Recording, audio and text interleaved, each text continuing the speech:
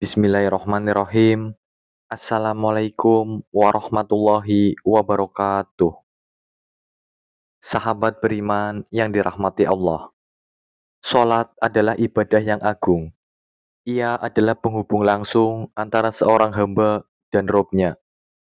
Namun, sayangnya banyak dari kita yang telah bertahun-tahun melaksanakan salat, tapi belum benar-benar memahami apa yang boleh dan tidak boleh diucapkan saat sedang berdiri di hadapan Allah. Bahkan bisa jadi satu bacaan yang salah, satu kalimat yang tidak seharusnya terucap, justru bisa membatalkan sholat atau membuatnya tidak sah. Hari ini mari kita bahas bersama dengan penuh ketundukan dan rasa takut kepada Allah Subhanahu wa taala. Dan apa saja bacaan yang diharamkan dalam sholat. Kemudian, bagaimana agar ibadah kita tidak sia-sia di hadapannya? Yang pertama, berbicara dengan sengaja yang bukan bagian dari sholat. Rasulullah Shallallahu Alaihi Wasallam bersabda, sesungguhnya sholat ini tidak layak di dalamnya ada ucapan manusia. Sesungguhnya ia hanyalah tasbih, takbir, dan bacaan Al-Quran. Hadis riwayat Muslim.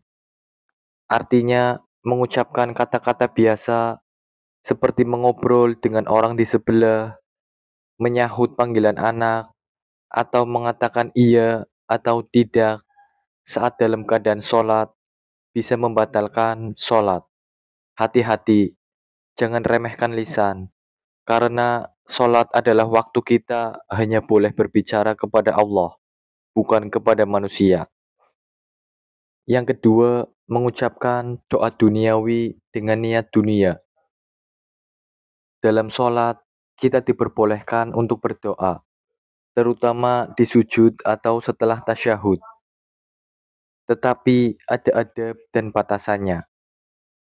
Jika seseorang berdoa dengan niat yang hanya untuk dunia, tanpa mengaitkan kepada kebaikan akhirat, ulama berbeda pendapat, dan mayoritas mengatakan hal itu tidak boleh. Contoh yang dilarang adalah, ya Allah, jadikanlah aku bos besar pada perusahaan ini. Ya Allah, biar aku menang tender proyek minggu depan. Jika permintaan dunia tidak disertai dengan kebaikan akhirat, maka ia menjadi niat yang tercela di dalam sholat. Padahal Allah Subhanahu wa taala berfirman, di antara mereka ada orang yang berkata, "Ya Tuhan kami, berilah kami kebaikan di dunia, dan tiadalah baginya bagian yang menyenangkan di akhirat." Quran Surat Al-Baqarah ayat 200. Berdoalah untuk dunia dengan niat agar digunakan di jalan Allah. Contohnya adalah, ya Allah, luaskanlah rezekiku agar aku bisa menafkahi keluargaku dengan rezeki yang halal dan bersedekah di jalanmu. Yang ketiga, membaca Al-Quran tidak pada tempatnya. Al-Quran adalah kalamullah, tapi dalam sholat ada tempat dan struktur bacaan yang tidak boleh diacak. Misalnya adalah membaca surat pendek saat ruku atau sujud, membaca surat di antara takbir atau tasyahud yang tidak diajarkan Rasulullah Shallallahu Alaihi Wasallam. Contoh yang tidak boleh adalah saat ruku ia membaca Qul huwallahu ahad. Ini tidak diperbolehkan. Ruku dan sujud adalah tempat untuk tasbih, bukan tilawah Al-Quran. Bacaan yang dianjurkan saat ruku adalah Subhana rabbiyal azimi wa bihamdi. Dan bacaan yang dianjurkan dalam sujud adalah Subhana rabbiyal a'la wa bihamdi. Inilah yang diajarkan oleh Rasulullah Shallallahu Alaihi Wasallam. Ingat, bukan semua bacaan Al-Quran boleh dibaca semua di posisi dalam sholat. Ada waktu dan tempatnya.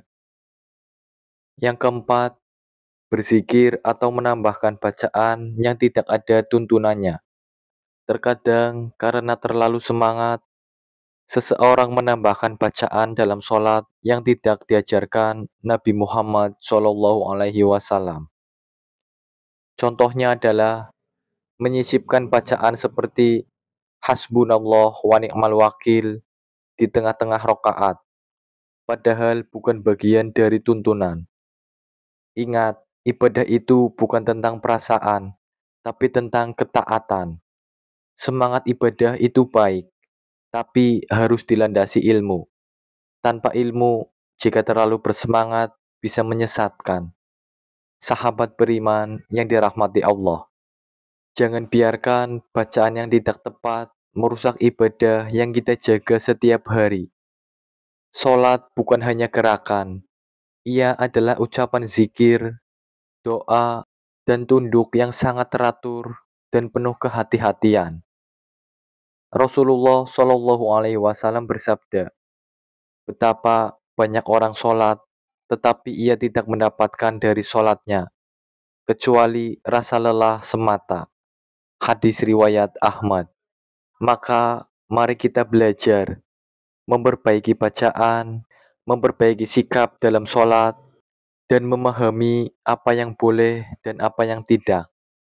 Jangan sampai satu kalimat yang keliru menghapus seluruh nilai dari sholat kita.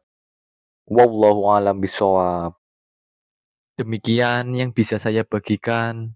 Semoga Allah menjadikan kita hamba-hambanya yang menjaga sholat, benar bacaannya, dan lurus hatinya. Dan semoga setiap rokaat kita menjadi jalan keselamatan di dunia dan di akhirat. Amin, amin, ya robbal alamin. Wassalamualaikum warahmatullahi wabarakatuh.